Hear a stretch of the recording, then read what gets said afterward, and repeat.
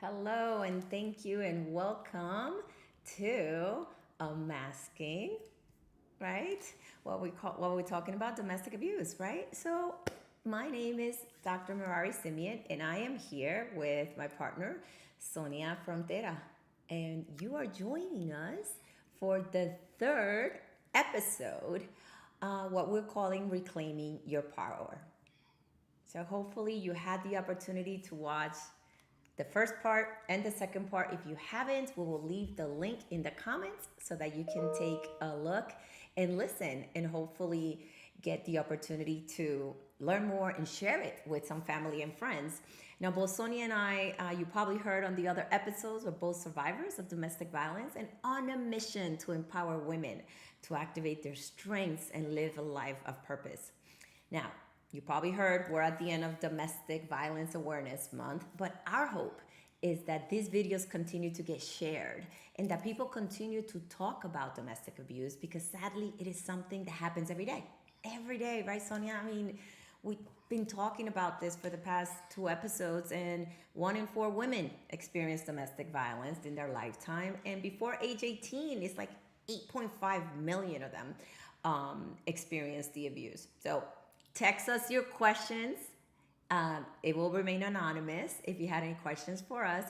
And if you are in need of help, please, we encourage you to call the 1 800 domestic violence hotline. But let's get started. What do you think, Sonia? Yes, let's get rolling. We are ready. So, part one, just want to quickly remind you we talked about unmasking myths, right? Things like the image of the abuser. And it can happen to anyone at the end of the day. And that was something that Sonia quickly reminded us that, hey, it can happen to anyone. While Happen it to doesn't, us. yes, absolutely. The other thing that we talked about is that the abuse is not always physical. In fact, we discovered that 95% of the calls for help received by the National Domestic Violence Hotline are psychological abuse. And Sonia, remind us what's the number one? Um, Financial abuse is the most prevalent, the most powerful, and the hardest to detect form of domestic abuse. yes, I learned that. That was completely new to me. It's new And to me too, so it's not surprising. So, ladies, pay attention. the other thing that we learned on the first one, and Sonia shared her story, a little bit of her story, is red flags are not always present. So we that got us into part two where we talked about refocusing our vision and looking at day-to-day behaviors in a new light. And Sonia went through uh, several of ways for you to refocus your vision. And I don't know, Rosa, if you, Sonia, if you want to remind them of two or three quickly ones just so that people know. Yes, what's really important to remember is that these signs aren't always visible, and very often they're so subtle we don't even notice them. So that's why we really need to pay attention and refocus. Instead of thinking domestic abuse is something that is physical only, it could be those little things that your partner does that make you feel bad about yourself or make you feel in fear. And they could be little things like, and I didn't say this before, but things like driving like a maniac when you're in the car and doing things that make you in fear, like punching things around you in your presence, especially if it's your own stuff that they destroy. And little subtle things, and they may not happen every day, but pay attention to how they make you feel and how often they do it and what happens next. Because it's all about patterns of behavior to control you.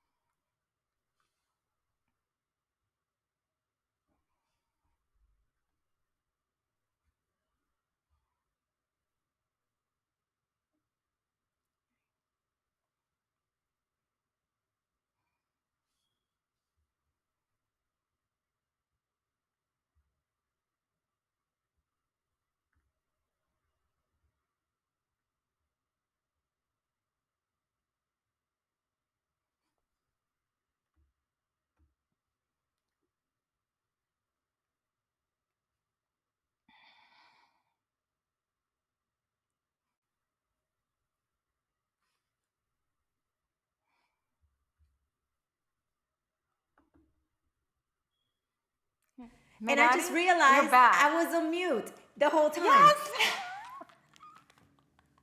I can guarantee you what I said was really good. I said, The best you ever said, I'm sure. it was like so animated too.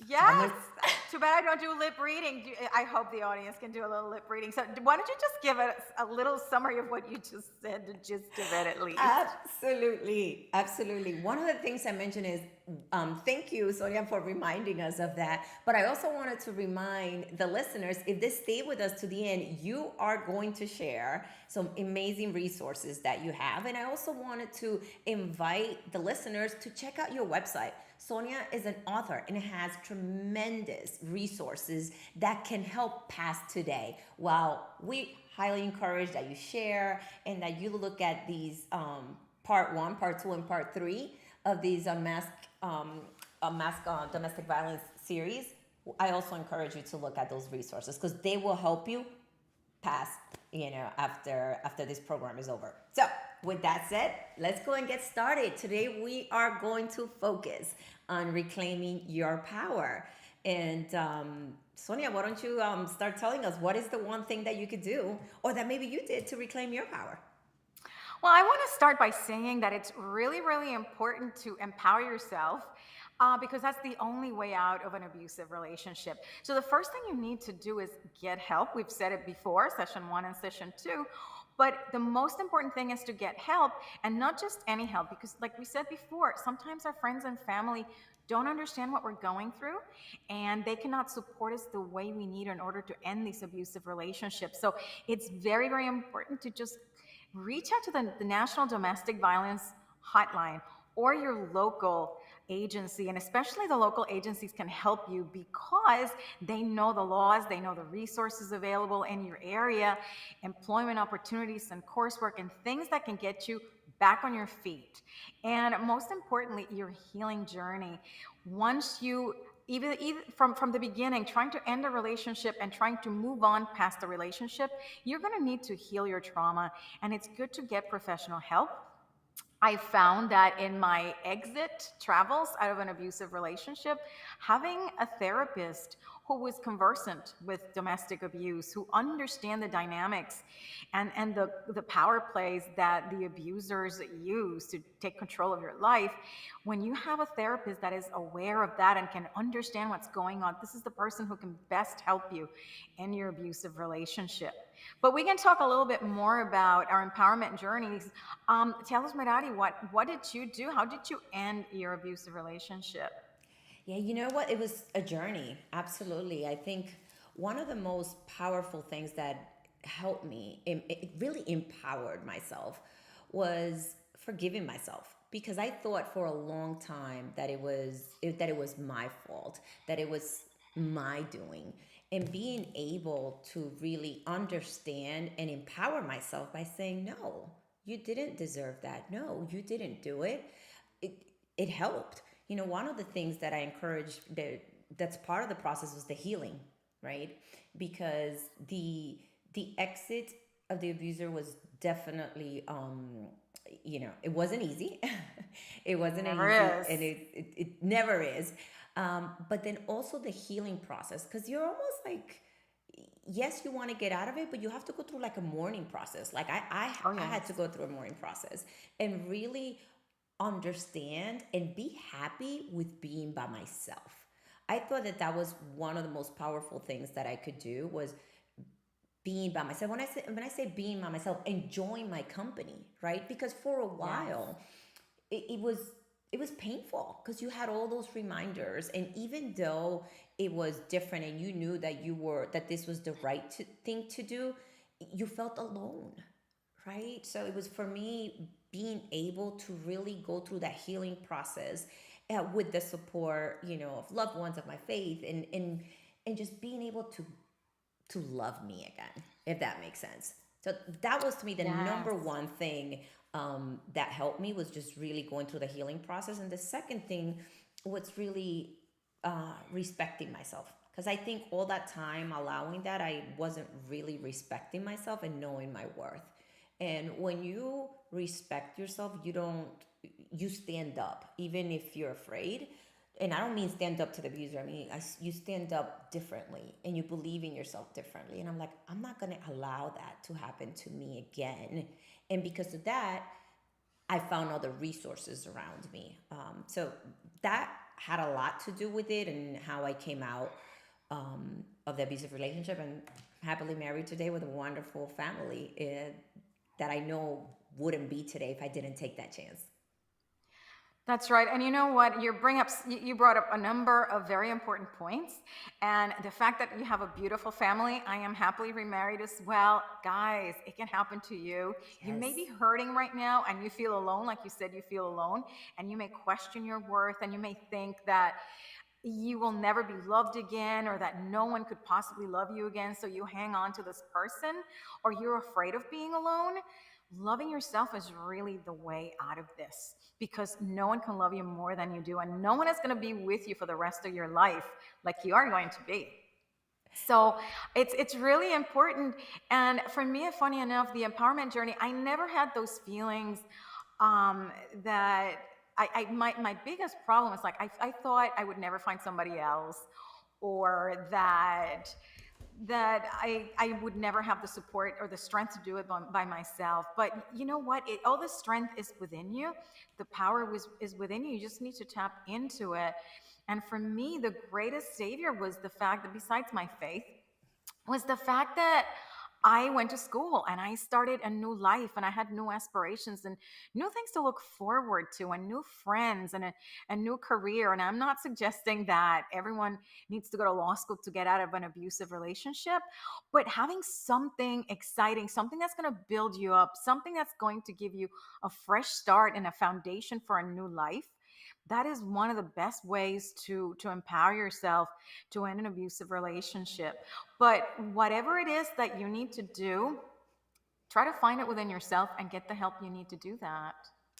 It's interesting you say that as well because I thought of something else.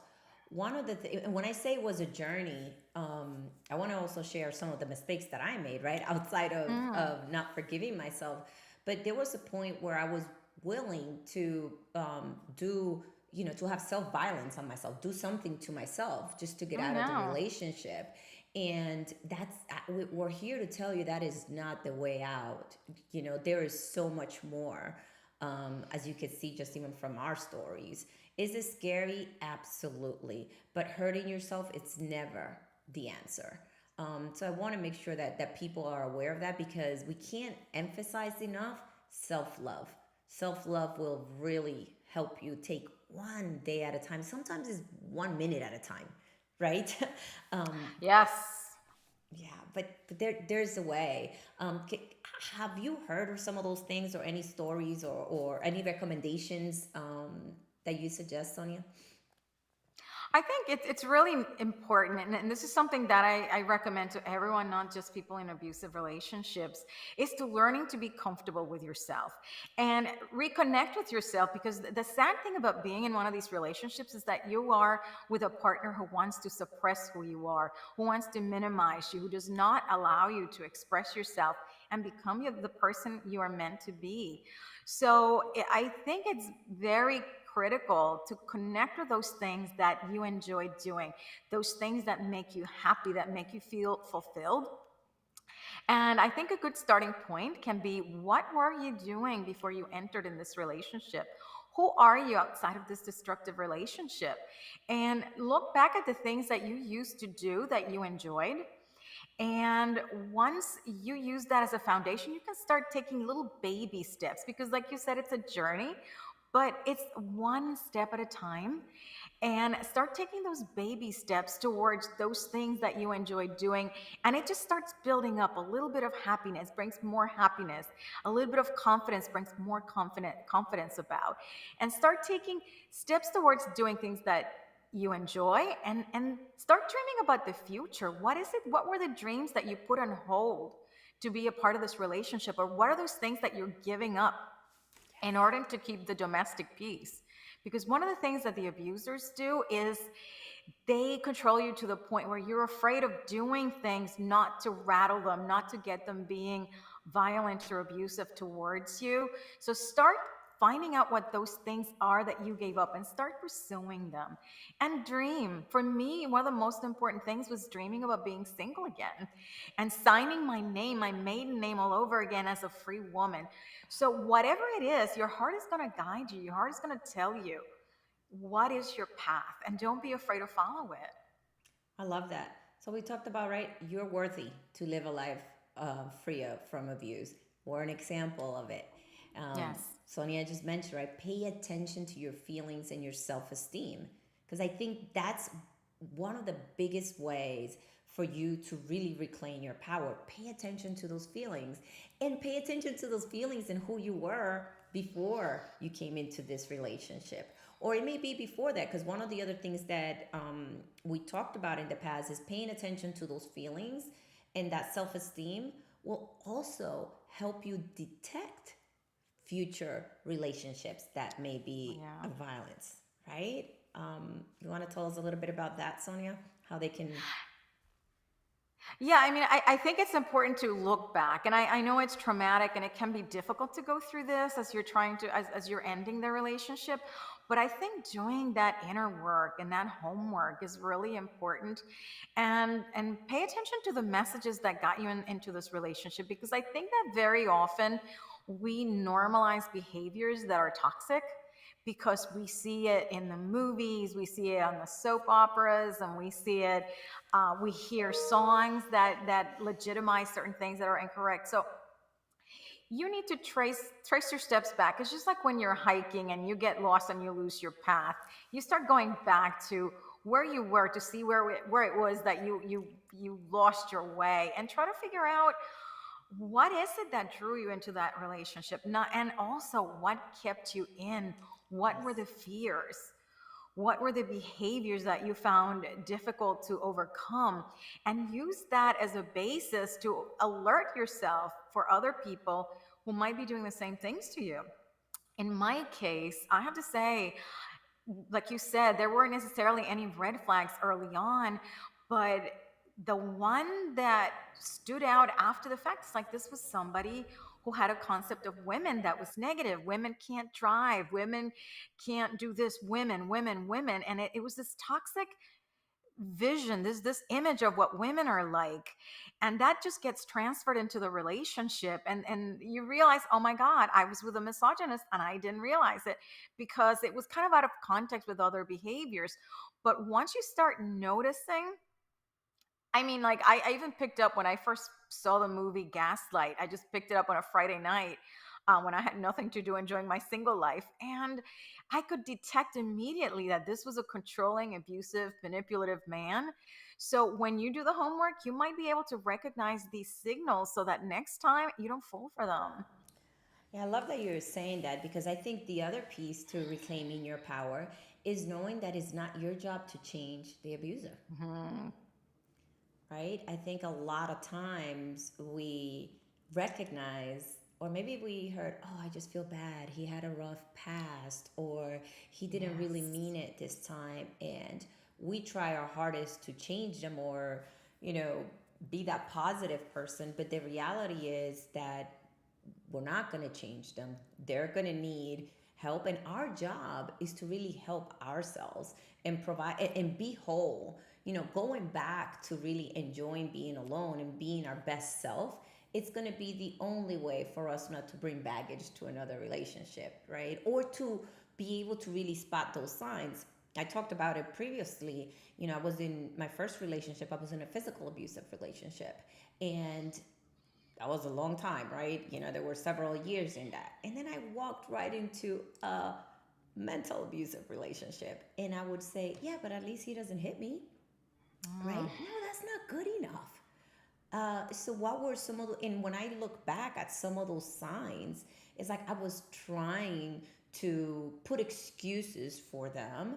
I was trying to help them, me being the, oh, I love to help people, I love to do all these things. And the reality was that number one, I couldn't help and I needed to be okay with that. And number two, the one that really needed help was me. I was the one that needed help, and I was helping everybody else but me. So the one that would end up losing in the long run was me. I mean, thankfully, I was able to have, you know, walk past my fears and be set free. But it, it's really critical to understand that it's not your job to fix them. It is not. It's your job to live a life free from abuse, a life of joy, uh, and a life with purpose. And I know that, when you mentioned, think about the things that you were doing. And for me, my second relationship, I was in a vulnerable state. Um, and the abuser took that and ran with it, right? So it's almost like whenever you go through any type of trauma, it's really important to get the support that you need, but also be able to overcome that and walk through that and get to a point where you are respecting and loving and enjoying yourself, so that you could be able to detect those signs in the future. Yes, and like you said, you need to take time to fall in love with yourself, because Yes, only when you're comfortable with yourself, when you're healthy inside, you can bring something of value that is the foundation for a new healthy relationship with a different partner. And like you said, we try to change them and we hope they will change, but we can't change anyone. We can only change ourselves. So nurturing ourselves is the best way to overcome all these terrible feelings that we go through when we're in an abusive relationship. absolutely. I think the other thing that's important to talk about empowering yourself or reclaiming your power is about doing what works for you. Some people, it took them shorter. For me, it took me a long time, right? But it's got to be when you're ready. And that's really important. And always getting the support and not putting, your life at risk. Yes, I think it's really critical that we take the time that we need. First of all, if you're in danger, get help right away. But if you are ambivalent, if you are having doubts, if you have an attachment to your partner, work through those as you try to make your exit, because it's very hard to leave. And it's been estimated that people trying to exit abusive relationships try it 7 times before they can actually finish them for good. So you need to be compassionate with yourself and understand that this is a difficult thing. Don't beat yourself up if you're having a hard time ending this relationship, or if you feel sucked in, because it is very natural. We have an attachment to this person. We need to start just dissolving that attachment so that we can move on in true freedom. No, I love that you say that because it reminded me, like, I walked away a few times and came back, right? And I think that was one of the biggest things that I needed to do is, be forgiving of myself and give myself grace, right? To be able to do the right thing for myself and for my future. I know we didn't get a chance, and before I forget, to answer a question that came in um, last week after we had already finished our program. And I want to take the time to address that today for that listener. One of the questions that came in, it was that the person was afraid of leaving, right? Because of the possible consequences of walking out of their relationship. They felt fear for their life. Are there any recommendations that you have, Sonia, for that listener? I think the first step is go to your local domestic violence agency or the National Domestic Violence Hotline and try to come up with a safety escape plan.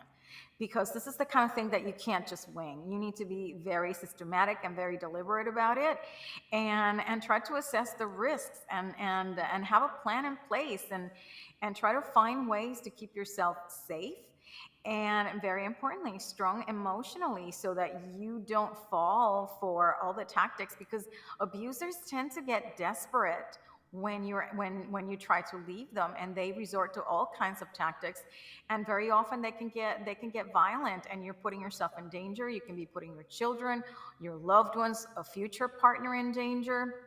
So you can't take these things lightly. Get help and have a plan. Yeah, And no, that also, like, investigate ways. There's different agencies that can help you with how to protect your home, how to protect yourself, so that you can feel more secure and take the right steps. Yeah, and we can't emphasize that enough. seek the right help, professional help, people that understand what it takes so that you can have a safe plan. I mean, I think sometimes we'll go to people we trust. They may not have the experience of what it really takes. And at the end of the day, we don't want to put anyone else's or your life in danger. Now, I heard personally my abuser saying they will cause harm to other loved ones. Hence, why it's so Mm-hmm. critical to really get the professional help that you need so that you and those around you could be safe. However, those threats are not an excuse not to get the right support that you need from people, from the agencies that can't support you in this type of way to reclaim your power. And law enforcement as well. You need to pay attention. Know, what law enforcement can and can't do in your area, and have the plan. And the other thing is, it's just that the abuser resorts to all kinds of things, and they even try to talk your family into making you get back together. So this is one that just came up as you were talking. You really need to pay attention to what your friends and family are saying, what they're hearing from the abuser, because very often they bamboozle our loved ones, and they're the ones who encourage us to get back together with them. And if people don't know what's really going on, all they're going to create is more hurt, more hurt, and more confusion. So that's why having help from the outside is also important, because they can be a sounding board for you, so that you can recognize those behaviors that your loved ones may not recognize and understand as abusive. What would you recommend for someone that, is currently in the process of, okay, the abuser is no longer there, but they're missing them, right? Because they still love them. Now, they don't miss the abuse, but they miss this. And for some reason, you only remember those good parts, right? Yes. And you, if it was like in a situation like mine, right? Went from a physical abuser to now a mental abuser, and you couldn't tell the difference. Like I couldn't at first. Any recommendations? I think, again, love yourself and try to give yourself what you need. And try to think, why is it that I want this person in my life, and what is it that this person brings, what this person brings to me, and then start giving it to yourself. Start finding other venues for finding that love, that companionship, those feelings of esteem. It's funny, because when I was in my abusive relationship, I had a husband who was very romantic. And he was always bringing me flowers and roses. And like every time he saw me, even after we got divorced, he would still send me flowers for Valentine's Day. But people saw that. It's like, oh, he loves you so much. And you can tell he's really in love with you, and give him a chance.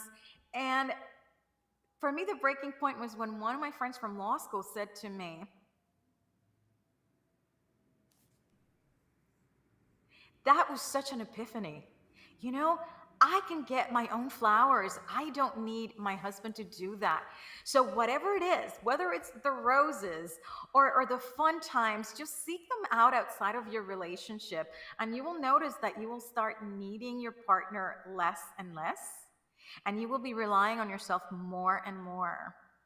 I love that. Before we end, because we know that you joined us for your Oh my 30 gosh. minute lunch break. There's a few things that we got to say. We want to remind you you're worthy to live a life free of abuse. Pay attention to those signs, your feelings, your self esteem. Pay attention to that. Seek help from trauma and abuse experts. We can't emphasize that enough as well. And absolutely self love. Give yourself those things that you need to live a joyful life. Take the time. Take the time for yourself. That is so critical. And we have some resources that we want to share with you. And we'll again provide it on the link. But Sonia, you want to tell them a little bit about the resources?